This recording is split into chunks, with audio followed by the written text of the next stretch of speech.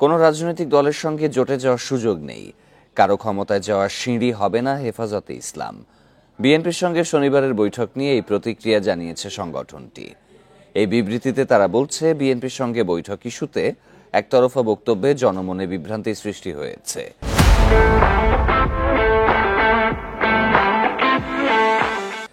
সকালে হেফাজতের যুগ্ম মহাসচিব মাওলানা আজিজুল হক ইসলামাবাদী ফেসবুক পেজে আরও জানান, কেন্দ্রীয় সিদ্ধান্তেই দেশের বর্তমান পরিস্থিতি ও কিছু জরুরি ইস্যুতে রাজনৈতিক দলগুলোর সঙ্গে বৈঠক করছেন তারা।